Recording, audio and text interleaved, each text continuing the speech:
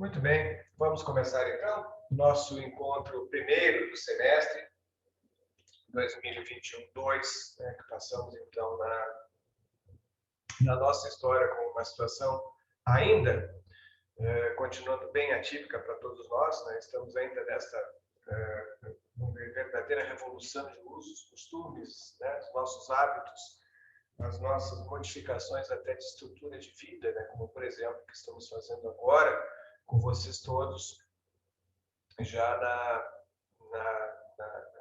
virada quase aí de um ano e meio, né, de preocupações com toda essa situação da pandemia, e essa questão agora que a gente passa também de modularmos, né, ou reformularmos até o nosso modelo de ensino.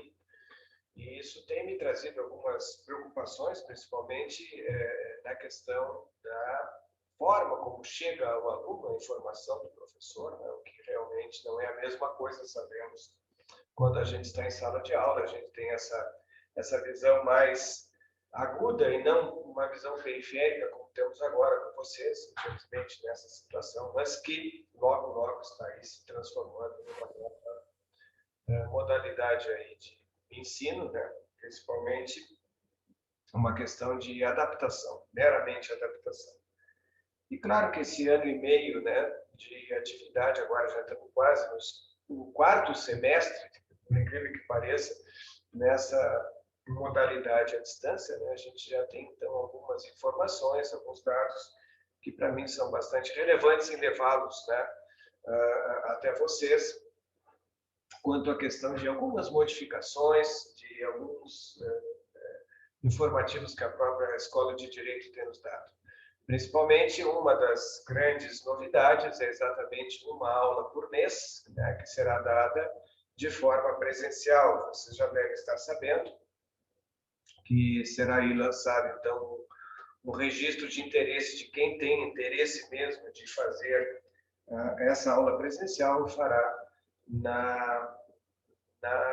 nós podemos até combinar, então, o dia correto, vamos ver, então, como vem essa informação através da secretaria, e vocês, então, terão aí uma referência, pelo menos, para praticarem esta volta, ainda que gradual, às atividades presenciais, né? Então, logo, logo a gente já vai dar essa informação a vocês. Hoje, o primeiro dia de aula, tivemos essa informação numa reunião de professores, e até foi bem-vinda, porque a gente recupera esse hábito de estar presente a vocês. Isso não vai ser obrigatório, as aulas serão também gravadas, né? Não precisa a pessoa ir, daqui a pouco tem medo, né, de participar de uma aglomeração, como naturalmente ocorre numa sala de aula. Então, evidentemente, haveria então vamos dizer, essa força, né, que a própria escola nos dá de reaproximação, mas ao mesmo tempo com essas cautelas todas, né, de não ser obrigatório, repito, de ser apenas uma atividade de interesse, né, em particular.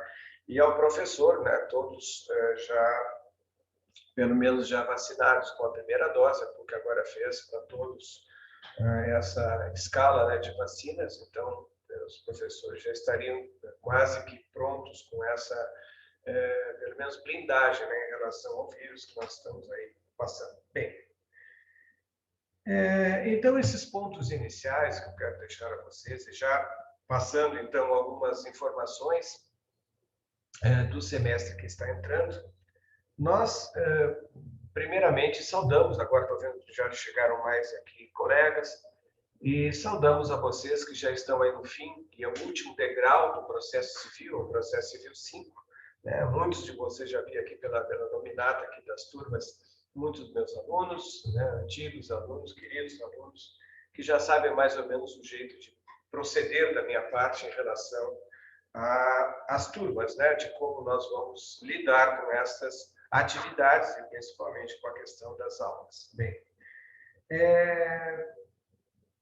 me apresento, né, inicialmente como um professor de 36 anos na Escola de Direito, eu tenho novinho, quero deixar bem claro, e com isso eu participo, né, com muita atividade dentro dessa academia, que é verdadeiramente a Escola de Direito. A gente aprende, a gente faz congraçamentos, a gente traça amizades, enfim, rotas que a gente vai estabelecendo, com muito orgulho até dizer que eu fui filho da PUC também, né? Me formei aí, como vocês estão quase agora se formando. Em 1985 entrei na Escola de Direito como professor, e de lá para cá foram só, enfim, gratificações que eu recebi na vida, né? De amizades, como eu disse, de relacionamentos, até padrinho de casamento fui de alunos, né? De turmas aí que eu participei, no Paraninfo também, como homenageado, muitas vezes, das turmas. Então, isso realmente nos traz aqui uma verdadeira história, né? Que muitos de vocês, seguramente, né, nas carreiras, terão também como registrar. E com isso, eu também ressalto aqui que os meus filhos, todos formados pela PUC, 3 filhos, agora dia 6 de agosto, o Gabriel, o mais novo, vai ser então formado também pela PUC, recebe então o diploma. Isso é só orgulho, né? Só alegria. Então a PUC tem muito da minha, vamos dizer, da minha gratidão, né? Dessa passagem toda que nós tivemos, e certamente vocês também continuarão tendo. E seria isso, né? Eu sou aí um professor que busca sempre respeitar primeiramente o aluno, a aluna, antes de qualquer coisa, antes de qualquer relacionamento, é o respeito, né? Que deve ser exigido, deve ser, enfim, trocado. O respeito a gente troca. E nunca tive assim algum dissabor, alguma situação que pudesse realmente ser aí chata, como a gente diz, né? Uma situação que causasse algum constrangimento. Absolutamente. Sempre, todas as situações a gente tenta resolver. Eu agora, esse semestre passado, eu tive algumas situações de alunos que tiveram problemas lá com o seu computador, problemas de saúde, com familiar com doença, enfim. Gente, a gente está no mundo de humanos, né? Então, a gente tem que saber lidar também com o aluno dessa maneira humana, de compreender, de até abraçar a situação, abraçar a causa que aquela pessoa passa. Muitas vezes a gente se interessando por demais com o próprio problema, né, que acaba a gente se envolvendo. Então, eu quero dizer a vocês desse meu constante recebimento, né, de informações que vocês vêm passando diante de eventuais dificuldades, que espero que não as tenham, mas se houver, por favor, contem comigo, vejam da possibilidade do que eu posso fazer em termos acadêmicos, né, de ajudar. Por exemplo, não pude fazer um trabalho. Pô, gente, vamos fazer o trabalho, então não tem problema. Passou o prazo, enfim, a gente dá um jeito. O que eu não quero, na verdade, é ser, através de uma distância rigorosa que a gente está mantendo, que a gente estabeleça assim esse contato frio. Não, embora seja aqui pela nossa telinha, que esse contato seja permanentemente presente, né? Então, nós temos aí vários registros. Eu vou deixar depois o meu e-mail pessoal para vocês. Eu não gosto muito do e-mail institucional, que mistura muita coisa, então eu vou deixar diretamente meu e-mail pessoal. Vocês têm ali no quadro privado, ali vocês têm também como entrar em contato comigo, fazendo perguntas de aula. Às vezes não quer entrar no meio da exposição, o aluno, quem sabe, constrangido, às vezes alguns envergonhados. Enfim, fiquem à vontade de se comunicarem comigo da forma que entenderem mais conveniente, tá bem? Então, vou deixar esse e-mail que geralmente o pessoal tem usado bastante nessa troca de mensagens, nessa troca de informações, tá bem? Então, quanto à minha apresentação, seria isso. Eu não tenho mais assim a dizer, a não ser nessa nossa vida acadêmica. E vamos então ao sistema de aulas. Bem, eu tenho trabalhado nesse ano e meio passado aí, eu tenho trabalhado de uma forma bastante híbrida.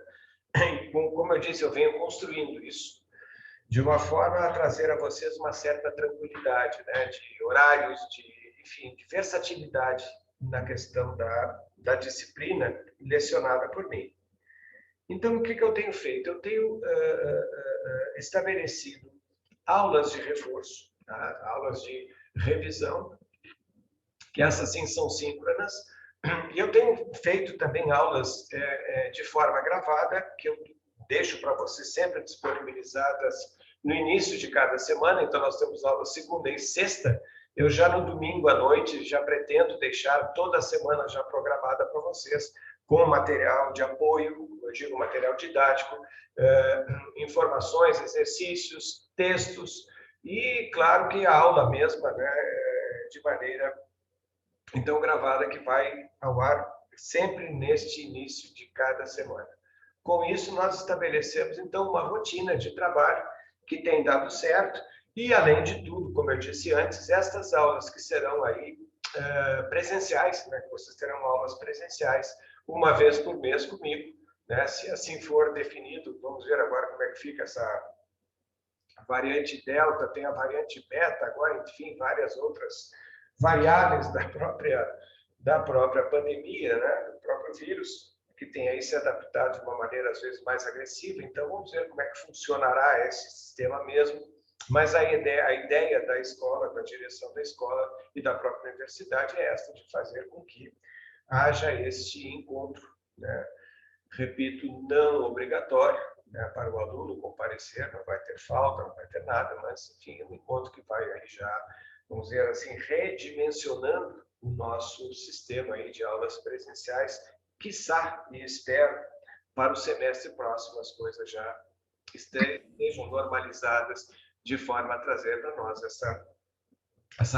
enfim, volta, né, ao modo normal de coisas, se a gente pode dizer bem isso. Bem, então nós vamos ter essas videoaulas que serão 30 minutos, não passa disso. Eu não gosto de fazer aquele exagero de carga de informações para o aluno, de dar uma aula inteira e daqui a pouco mais a gente se dá conta, volta para trás, o que eu consegui aprender hoje, né? Então, as aulas são pequenas pílulas, pequenas doses, então, de informações, né? E depois com material de apoio, mais do que tudo, a minha disponibilidade para eventuais esclarecimentos por parte de vocês. Tá? Nós vamos ter, então, neste material de apoio que eu digo, nós vamos ter algumas partes da literatura que eu desejo sempre informá-los, né? Com jurisprudência também, questões da OAB que vocês já vão poder fazer dentro da própria matéria, né? E já estão disponibilizados também os slides do semestre, tá? Vocês já podem ver ali no quadro de avisos, tem não só a nossa tabela ali de aulas, né, o nosso cronograma de aulas para o semestre, como também os slides disponibilizados a todos. Então, quanto à nossa forma de manifestação didática para vocês, seriam esses os dados iniciais. Bem, as nossas provas. Na verdade, nós vamos continuar com o antigo sistema, né? Nós vamos ter, então, um trabalho inicial valendo 40 pontos, né? Nota 4, né? De um total, que somando esta nota, valendo aqui um exercício, alguma interpretação de texto, que eu gosto bastante de fazer. Então, faço a apresentação de um texto a vocês e depois vocês têm ali algumas questões sobre o próprio texto para responder. Então, isso aí vale 40 pontos. Quem fizer já tem praticamente assegurado, dificilmente vai perder essa possibilidade. Já tem, então, assegurados os 4 pontos iniciais, né? Nós vamos ter também, no final do semestre, a nossa prova única, valendo 6 pontos, essa sim, sobre a parte geral da matéria, do que nós, enfim, aprendemos durante o semestre. E com isso nós temos ali uma finalização das tarefas. Bem, então, vamos perguntar, Madeira, pô, mas são apenas 4 pontos no primeiro trabalho e 6 pontos na prova única. Bom, vamos lá. Existe o TDE, que é o trabalho especial, né, discente. Esse TDE vai estabelecer a vocês não obrigatoriedade, tá? Mas eu tenho feito assim. Quem faz o TDE e necessitando de nota para a finalização do grau 7, o TDE vai ajudar. Então, eu tenho feito sempre assim, a participação do aluno, o TDE como, então, um apoio, uma plataforma de apoio no alcance da nota, que for necessário. Então, até 2 pontos o TDE pode ajudar com isso. Então, aconselho por 2 motivos. O primeiro e acima de tudo, o TDE vai ser uma questão de ordem prática. Vou dar um caso a vocês, e neste caso vocês, então, apresentarão uma petição inicial, tá? Vai se fazer a petição, enfim, ou uma contestação já de uma petição pronta, enfim. O TDE, uma vez pronto, ele é lançado, então, no sistema para mim, eu recebo, analiso e vejo, então, da necessidade do TDE ser ou não auxiliar na nota. Claro, se a pessoa já tem lá seu 10, seu 8, seu 7, 9, enfim, tá bem, tem a minha bênção, está aprovado. Agora, se necessária esta nota maior, então nós fazemos então, o acréscimo pelo TDE como elemento, como um braço, né, de apoio aí na nota. Repito, não é obrigatório, mas por dois motivos. Vou dizer, pela prática que vocês adquirem e, segundo, pela, né, eventual ajuda aí na formação dos pontos de vocês. Fico à vontade, vocês podem fazer alguma pergunta agora no início, se quiserem, fiquem à vontade, aguardem um pouquinho.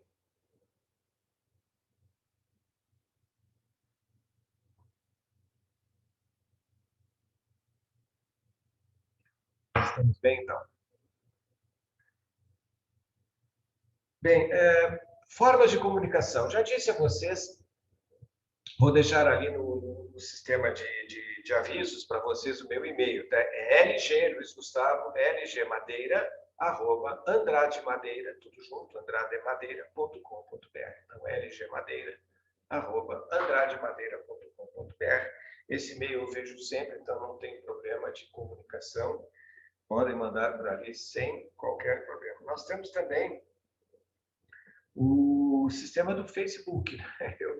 Eu tenho mais o Facebook como uma rede de amigos, né? Mas às vezes, se quiserem entrar lá, são bem-vindos, obviamente, vão ser bem recebidos por mim de braços abertos.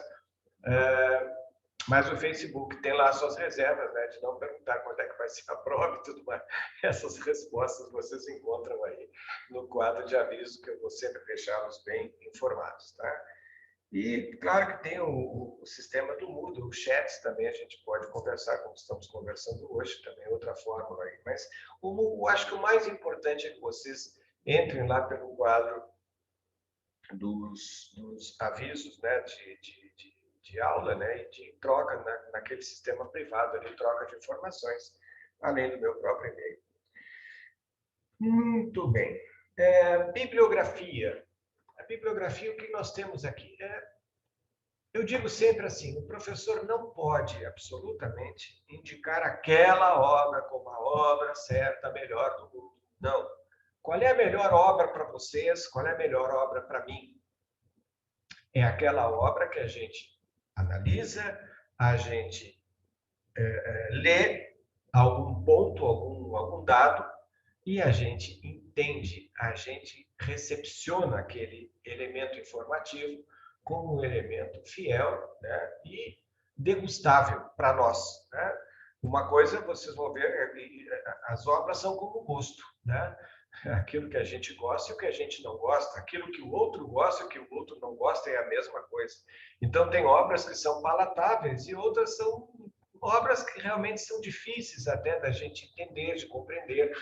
Com essa razão é que eu deixo, então, sempre a vocês a boa escolha da obra, né? Se alguma dificuldade houver, bom, Madeira, estou aqui procurando essa, encontrei fulano de tal como autor, bom, traz para mim, a gente troca uma ideia, eu vou até dizer, né, do que eu posso ajudá-los nessa aquisição, né? Se for o caso de adquirir alguma obra nesse ponto dos procedimentos especiais. Mas o importante é isso, né? A obra tem que ser aquela obra que nos agrade, que eu leia e compreenda, que aquilo bata e rebata, eu consigo realmente receber e externar o que eu aprendi. Essa é a melhor obra para vocês terem sempre ao alcance. Se quiserem uma indicação que eu acho e tem sempre dado resultado, é o Cássio Scarpinella Bueno, eu tenho inclusive ele aqui comigo, o Manual do Direito Processual Civil, é um volume só, porque tem toda a obra destacada aqui do Código de Processo Civil inteiro, né? É esse volume único. Cássio Scarpinella Bueno. Então, é Manual do Direito Processual Civil. Eu tenho aqui da última edição. E é uma indicação que eu faço. E aí nós temos outras indicações já que estão ali no plano de aulas que eu já deixei disponibilizado para vocês, né? O Humberto Teodoro Júnior, o próprio vídeo Batista da Silva, né? E é isso, eu deixo a bibliografia, então, em aberto, sempre com vocês. Um recado apenas antes de nós entrarmos no conteúdo propriamente dito, é assim, eu tenho dito a vocês, meus alunos de outros semestres, ou os que estão agora me conhecendo, que eu não tive o prazer ainda de lecionar, é que vocês estão chegando numa curva da história de vocês. Uma história sempre bonita, a gente sabe, cada um com a sua história, com o seu brilho pessoal. E já finalizando o curso, né, direcionando a vida de vocês para a formatura e, claro, para os palcos profissionais da vida que vocês estão aí já galgando, praticamente muitos fazendo estágio, já sabem bem das dificuldades do direito, das questões que nós temos como obstáculos, muitas vezes. E vocês já puderam ver que não é fácil, né? E por conta desta não facilidade, é que nós agora, alunos, né, professores, que vão ajudá-los nisso, mas principalmente vocês, alunos, é que devem estar agora focados, né, nesta questão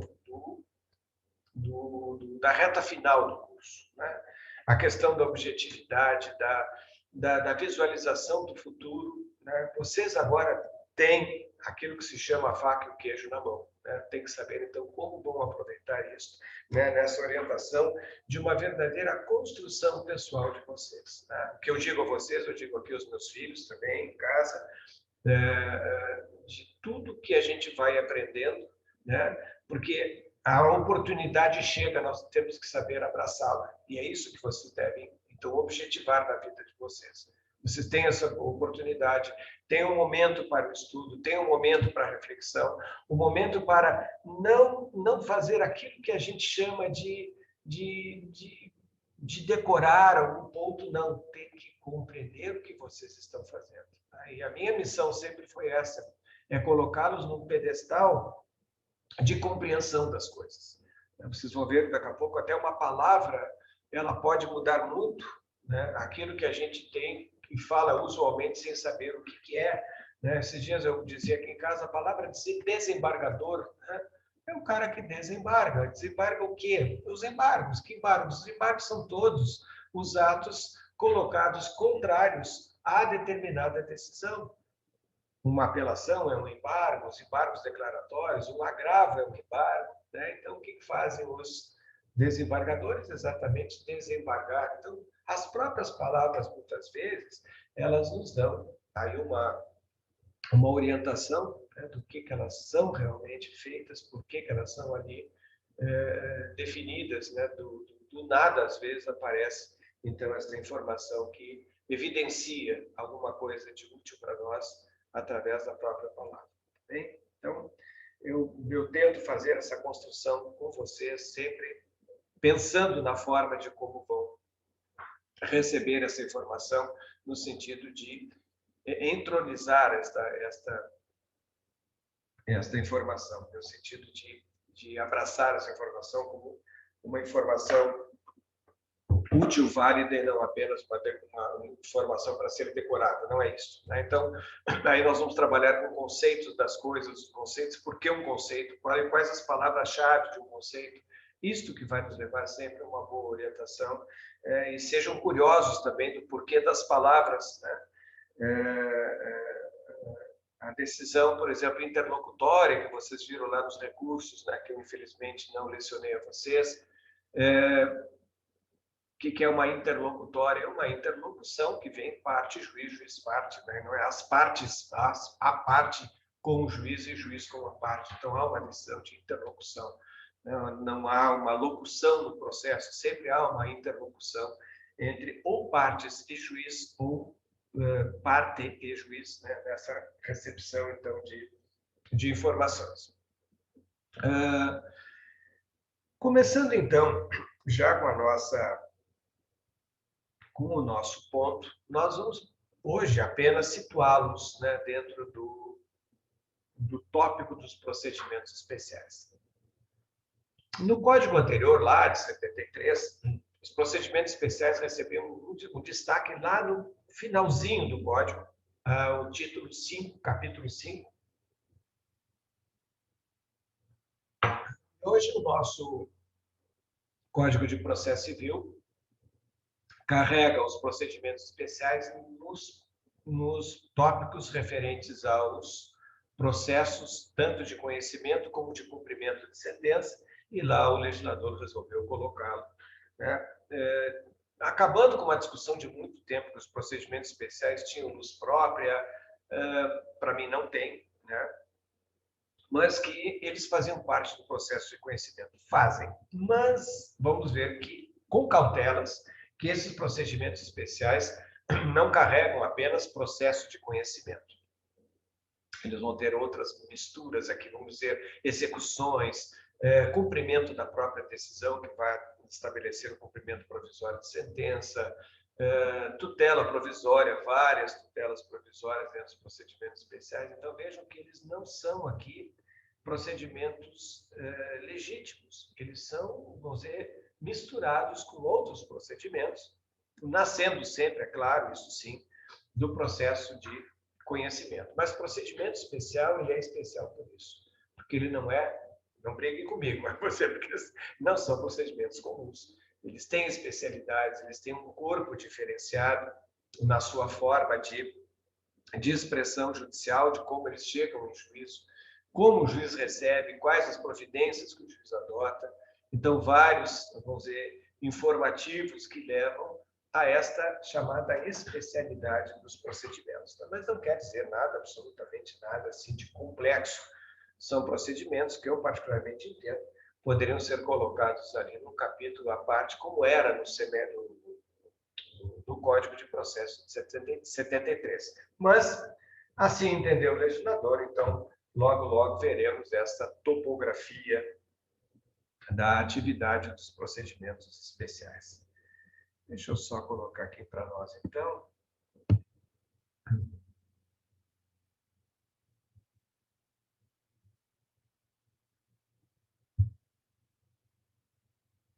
Só botar aqui.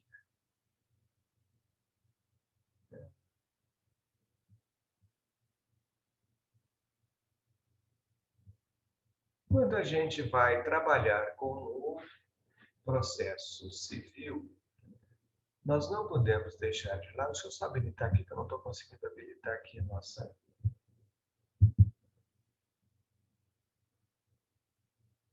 Aqui. Quando a gente trabalha com processo civil, a gente não pode deixar de lado esses dois planos que reverenciam, né, que dizem sim ao processo civil, né, que são exatamente os planos do direito processual e o plano do direito material. Deixa eu ver aqui o que aconteceu aqui, só um pouquinho.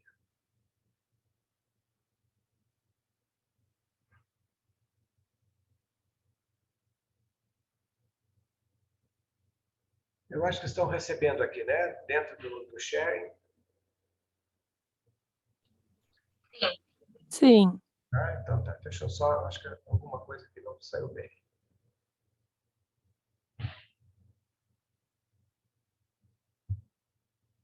Só um pouquinho.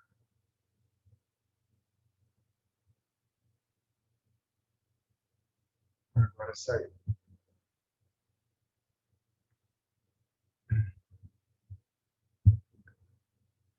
Tá aqui. Então, rapidamente, nós vamos trabalhar com esses dois sistemas, né? O direito material, o direito processual. E por que a gente tem que sempre trabalhar com eles? Os que são meus antigos alunos, né, sabem disso, da minha preocupação com esta primeira visão a respeito do direito processual frente ao direito material. Nesses dois planos, então, nós vamos ter que o direito material, ele regula a vida em comum, né? Regula a nossa vida, vida pessoal, a nossa vida com a sociedade e a sociedade para comigo. Então, esta relação, esta simbiose é de respeitabilidade, é de formação mais aguda em termos de direitos, né, individuais com direitos coletivos. Então, o direito material ele formula bases de boa vivência ou boa convivência entre as pessoas, e com isso nos estabelece aí regras, como, por exemplo, a regra de trânsito, a regra de direito civil, né? Vocês já vêm aí, por exemplo, com a responsabilidade civil, a questão do próprio dano da responsabilidade civil, né? Que vem, por exemplo, alguma atividade lesiva ao patrimônio de outrem, então nós estamos aí obrigados sempre à reparação deste dano. Então, o que nos diz o direito material? Nos diz uma norma de comportamento, como nós devemos nos comportar em juízo, né? E, aliás, em juízo, em sociedade, perdão, e como essa sociedade deve receber essas informações nossas. Então, são essas normas de conduta, as normas de comportamento que nós temos como referência pessoal, né, objetiva aí de vida. E quem regula isso? Ora, o direito processual. Porque o direito processual vai dizer como é que eu peço esta pretensão, né, este meu direito lesado, enfim, eu fui lesado patrimonialmente por alguém, eu quero saber como é que eu pergunto ao juiz como fazer para buscar esta reparação, porque, sabidamente, nós estamos aí proibidos do uso da autotutela, da força, então, por isso, num Estado democrático de direito, a gente busca sempre o Poder Judiciário. Então, o direito processual nos dá esta linha, nos dá esta posição, tanto que, para os processos referentes aos procedimentos especiais, nós temos também regras, né? Nós temos definidas algumas situações que vamos ver dentro de uma sistemática procedimental, como vamos pedir, como é que é feita a petição inicial, que prazos nós temos. Então, tudo isso dentro do direito processual é buscado. Então, vejam, aí existe uma certa forma de imbricação, que eu digo, de vinculação muito estreita entre direito material com direito processual através dos seus códigos. Vamos pegar o Código Civil como a regra do direito material. Vamos pegar o Código Penal como a regra do direito penal. São regras de comportamento que nós devemos ter em termos de sociedade, como eu vivo, como eu convivo com o outro e como o outro convive comigo. Já o direito processual, repito, ele vai regular a forma como chegamos em juízo, qual é o juízo competente, qual é o juízo, neste caso, que vai estabelecer, então, o processamento e o julgamento da causa. Nós vamos ter aqui, como eu disse, os prazos referentes às partes. Nós vamos ter aqui as questões do direito probatório, como é que o direito probatório se envolve nisso tudo, né? Então, nós vamos ter aqui um rito procedimental no direito processual, lá que muitas vezes se estabelece naquelas 3 grandes fases que o processo deve ter, né? Na fase primeiro, de apresentação, que é a fase postulatória, as partes postulam, elas argumentam, o autor com a inicial, o réu com a contestação, por exemplo. Depois nós vamos ter aquela fase intermédia, que é a fase da demonstração da verdade, que é a demonstração de tudo que eu argumentei na primeira fase, né, que é a fase instrutória. Então, vou ter a fase postulatória, a fase instrutória e, finalmente, vou ter, então, aí sim, a fase de julgamento, que é a fase decisória da causa. Com isso, então, eu encontro aqui no direito processual estas fases todas que vão levar a uma atividade plena, completa, né, perene do próprio Poder Judiciário, cristalizando, então, essa atividade toda através da coisa julgada, né, que sabemos é a regra que faz lei entre as partes, a coisa julgada, na medida em que ela for assim definida como transitada em julgado a última decisão, a coisa julgada se cristaliza, automaticamente ela vem, né, como um elemento abstrato, mas é um elemento protetivo, um elemento constitucional, a coisa julgada como um elemento, então, de blindagem de quaisquer discussões outras que venham, né, no futuro para estas partes. Com isso, então, o direito material se forma através desta cristalização do direito processual na coisa julgada. Então, na medida que o juiz condenou, o juiz, então, estará fazendo a sua parte através de uma sentença condenatória, colocando, então, a discussão em mãos das partes, né, já terminada esta discussão, mas que chega, então, finalmente a esta, vamos dizer, conclusão sobre a matéria decidida. E aqui pararia o plano do direito processual? Não para na coisa julgada, porque muitas vezes, em havendo, vamos lá, em havendo sentença condenatória, vamos excluir, então, as sentenças chamadas constitutivas e as declaratórias, mas vamos pegar só, e esta só se presta para isso, a sentença de carga condenatória. Na medida que eu tenho uma condenação, o juiz, ele, na verdade, vai realizar o direito através do cumprimento da sentença. Então, o juiz, até aí, esteve para dizer o direito. Com a sentença, diz, olha, condeno a parte a pagar tanto. Muito bem, disse o direito.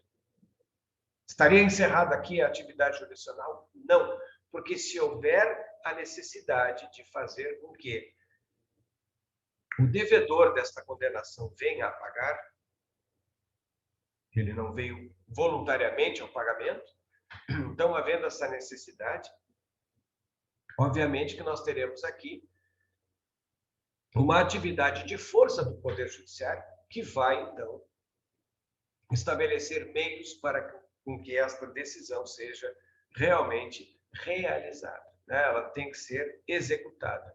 Por isso, o direito processual não fica apenas naquela linha que diz, o direito processual, a função jurisdicional é de dizer o direito. Não. Em casos ou melhor, há casos em que o direito processual termina realmente quando o juiz diz o direito. Exemplo de uma sentença declaratória. Declaro existente o vínculo. Bom, não tem nada para executar, declarando o vínculo existente, né?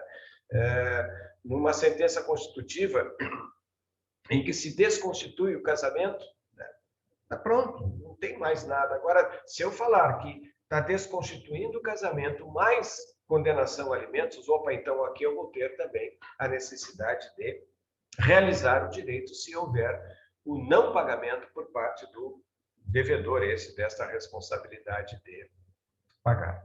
Então, por esta razão, o direito processual é um complemento do direito material e o direito material é um complemento do direito processual. Vejam lá esta imbricação, repito, entre as duas forças, uma não vive sem a outra, né?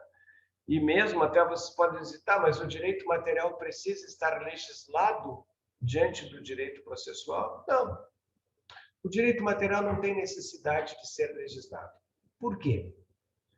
Porque nós não temos hoje um corpo legislativo neste país que seja tão, vamos dizer, operante para abraçar tantas questões novas que chegam na sociedade.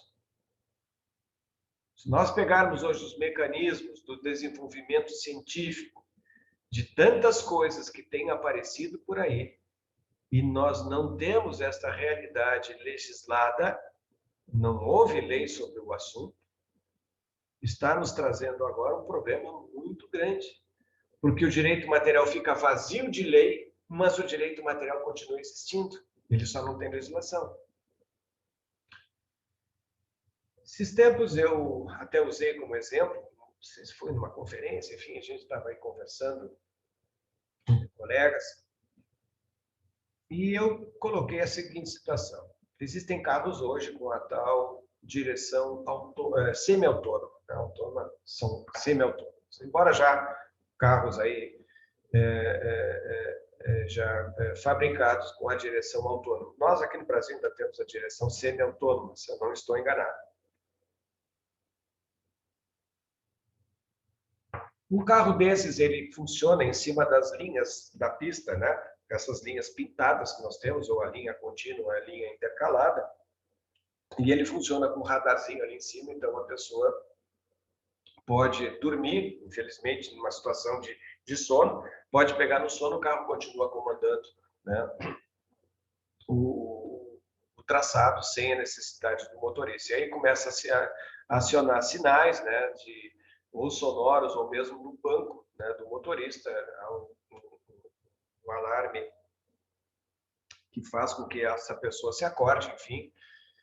E está prometida, então, a tal direção. Mas vamos que essa direção autônoma ou semi-autônoma cause prejuízo a outra pessoa.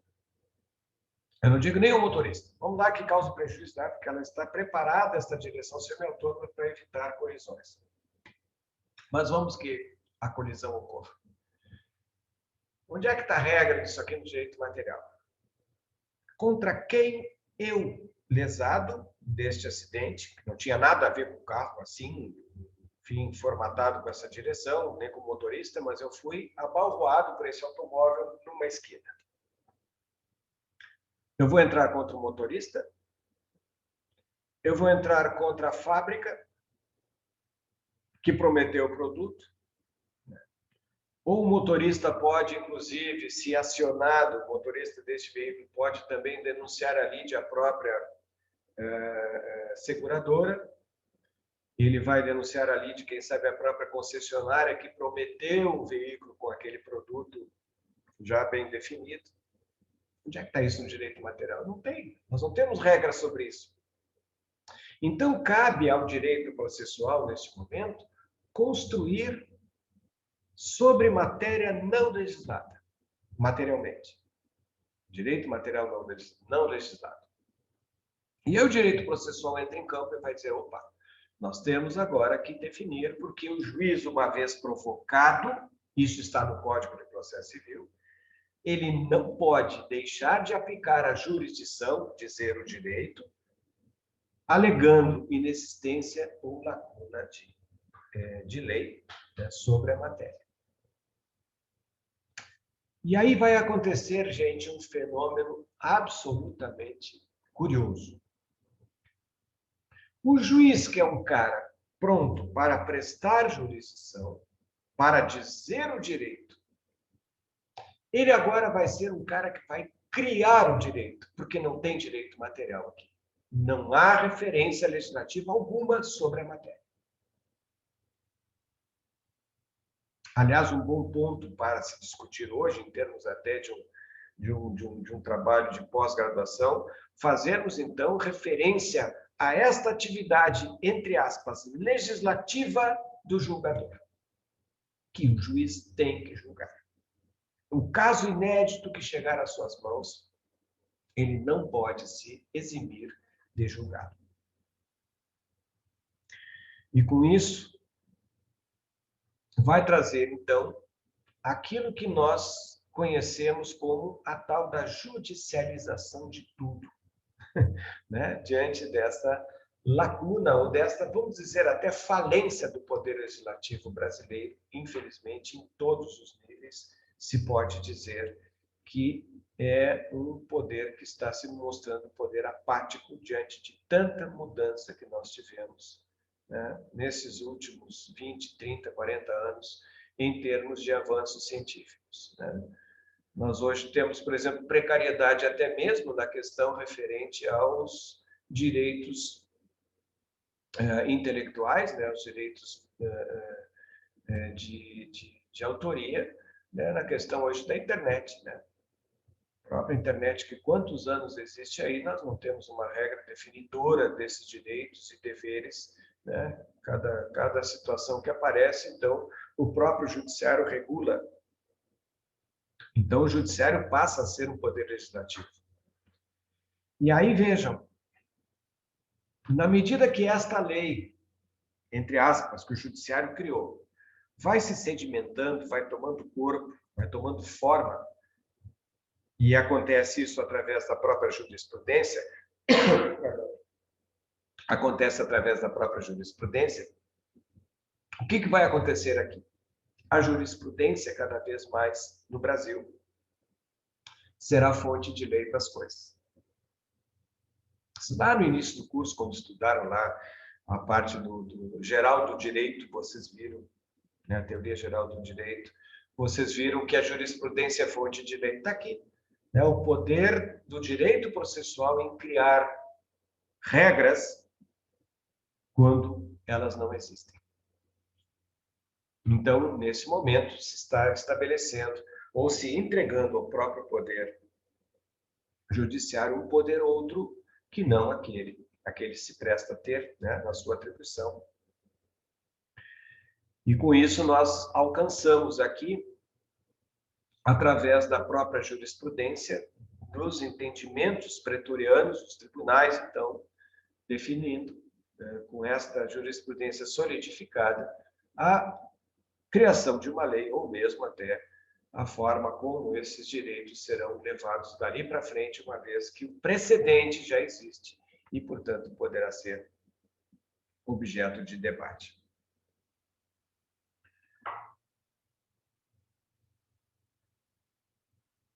Aqui nós vamos encontrar, então, rapidamente aqui nesse slide que nós temos, os planos, então, do direito material e do direito processual. Está aqui bem definido, o direito material com o direito material subjetivo, é o direito que eu penso ter, que é meu. Né? Se eu acho que eu tenho esse direito, eu posso pretendê-lo. Eu já vou passar para um outro grau, a pretensão do direito material. E vou tentar agir no direito material ainda pelas minhas próprias forças, respeitada a autotutela, mas vou tentar agir de forma a alcançar esse direito sem necessidade de buscar apoio de terceiros, de entrar em juízo, por exemplo. Né? Se eu não consigo esse direito material através de uma ação de direito material minha, duas coisas podem acontecer. Ou eu paro, desisto, não quero, ou então eu vou passar para o plano do direito processual subjetivo. Aqui sim, eu vou então ter a certeza de que eu tenho as portas do Poder Judiciário abertas para mim. Isso se exerce através do artigo 5º da Constituição Federal, no inciso 35º, que diz que a lei não excluirá da apreciação do judiciário lesão ou ameaça a direito. Não diz que direito. Direito. Que direito é isso? Direito material, obviamente. Então, repito, mesmo que não haja lei sobre esse direito material, as portas do Poder Judiciário estarão abertas. E aí o Poder Judiciário dirá, olha, tem direito material ou não tem? Assiste razão ao autor ou não assiste? Este direito material subjetivo processual, eu tenho sempre. As portas do Poder Judiciário estão abertas, ainda que seja o pedido mais absurdo possível, mas o Poder Judiciário terá que dizer que o meu pedido é absurdo. Já teve casos, inclusive, de situações absurdas, de pretensões absurdas de direito material, em que o próprio Poder Judiciário sentenciou, né, dizendo que não tinha direito, era pedido ilícito, direito material impossível, ou o pedido seria ilícito. Né? Cito um exemplo muito claro disso aí, de alguém que ganhou no jogo do bicho, não recebeu do bicheiro o valor e foi a juízo buscar. Isso no Rio de Janeiro, no início da década de 2000, este camarada conseguiu ganhar do bicheiro em juízo, vejam, pretensão ilícita sobre jogo de azar, não regulamentado. O jogo de azar regulamentado pode, a Caixa Federal pode, né, na medida que está regulamentando, agora o jogo do bicho não pode. Então, são situações brasileiras aqui que acho que só santo mesmo para entender. Mas o direito processual subjetivo desta pessoa que se sentiu lesado foi a juízo e ganhou. O Poder Judiciário e o Tribunal do Estado do Rio de Janeiro determinou o pagamento contra esse bicheiro, né, que foi tão caloteiro, não pagou aquele ganhador do jogo lá com todas as condições de ver. Então, uma situação absurda, mas que foi assim definida pelo Poder Judiciário carioca. Então, é a resposta que eu digo. Sempre o Poder Judiciário terá essas portas abertas para que alguém peça o seu direito material em juízo. Né? Depois, a pretensão de direito processual seriam medidas preparatórias, né, pré-processo, como, por exemplo, procurar um advogado, entregar a procuração, entregar a documentação, deixar o dinheiro das custas, etc. São pretensões de direito processual que já tomam forma, né, de ação. E, finalmente, no momento que esta ação em juízo ela é distribuída, eu agora tenho a ação de direito processual. E, com isso, acontece aquele fenômeno que até então não havia acontecido, a substituição pelo Estado. Então, agora nós temos um juiz, nós temos as partes no plano inferior, aí definidas entre autor e réu, que serão ali, então, receptoras, né, as partes receptoras desta prestação jurisdicional que o Estado dá. Então, é isso que nós vamos ter nas pretensões possíveis, e isto sim é importante para o nosso ponto dos procedimentos especiais, as pretensões de uma declaração, de uma constituição ou de uma condenação. Né? Ali nós temos, na parte de baixo desse slide, a pretensão de ação de direito material. O que eu pretendo em juízo? Né? Que carga é esta de direito material? Então, eu posso buscar apenas uma declaração, né? Por exemplo, a declaração do meu direito que está sendo contestado na previdência de me aposentar.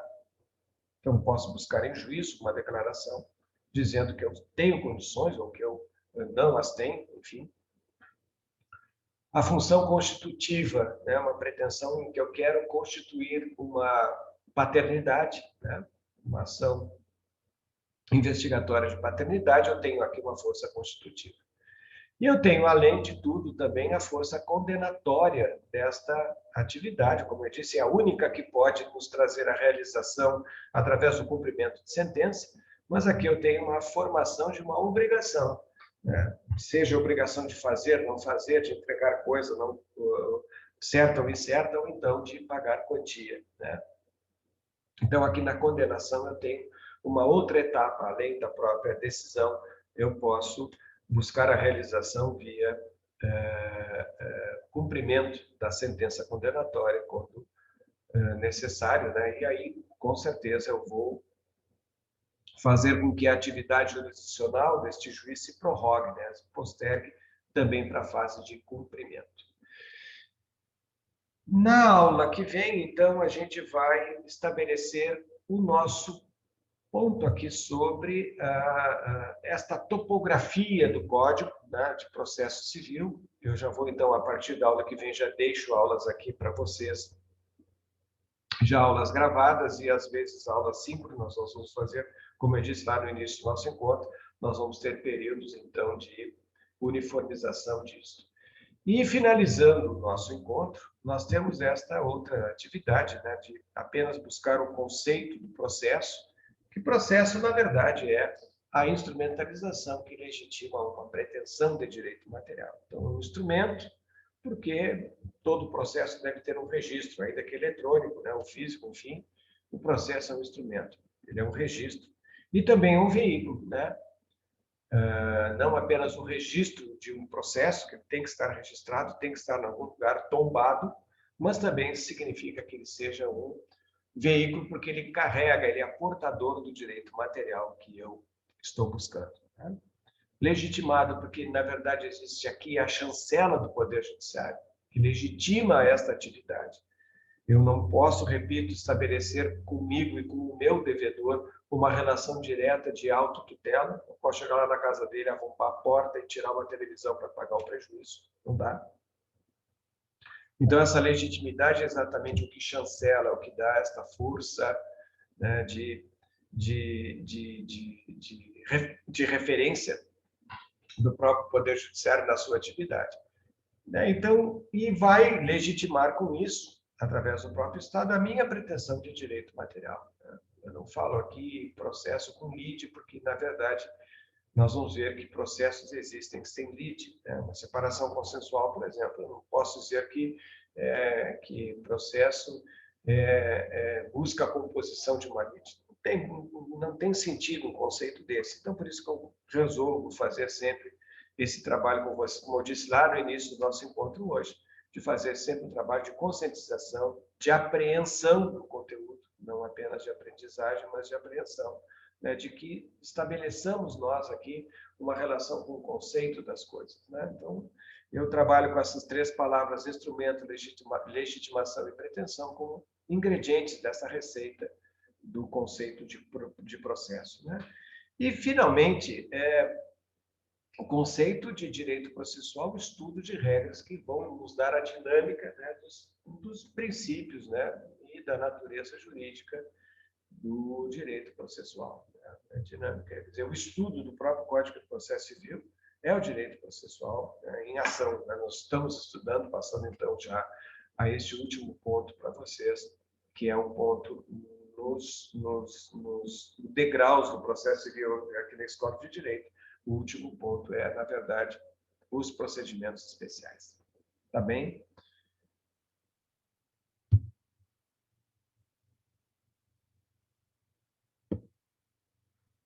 Saúdo agora os que chegaram um pouquinho depois do início, né? Vendo aqui com você se temos alguma dúvida, alguma pergunta. Deixa eu dar uma olhadinha aqui no chat.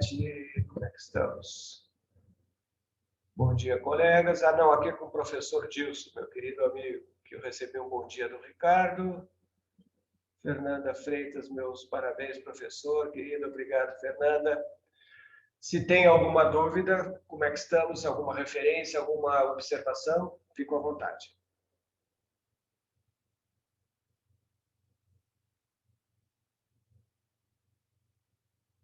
Nada, nada, então quer dizer que conseguimos o nosso intento hoje. Meus queridos, minhas queridas alunas e alunos, eu deixo a vocês então um abraço, que tenhamos todos um grande semestre, que vocês consigam então ao meu lado mais esse ponto, né, na carreira de vocês, neste embate histórico que é a curva, né, a virada de vocês em relação à própria faculdade, que vocês estão agora deixando a nossa escola logo, logo, né, mas que certamente será coroada essa vitória de vocês logo, logo com a formatura, com o momento de congraçamento e de colher os frutos de tudo isso. Então, repito, façam com que sejam merecedores desses momentos todos. Eu fico aqui abraçando vocês sempre, quando necessário for. Tá bem? Eu deixo um beijo às meninas, um abraço apertado aos meninos e vamos continuando nos falando. Eu agora, até quarta-feira, deixo então a aula gravada, se não quinta, já deixo a aula gravada de sexta e aí nós vamos continuando então com as informações no nosso quadro de avisos. Tá bem? Uma boa semana a todos, fiquem com Deus, se cuidem bastante. Muito obrigado. Obrigado, professor. Forte abraço. Abraço. Muito obrigada pela aula, professor. Obrigada. Fiquem com Deus. Um beijo grande. Obrigado. Tchau, tchau.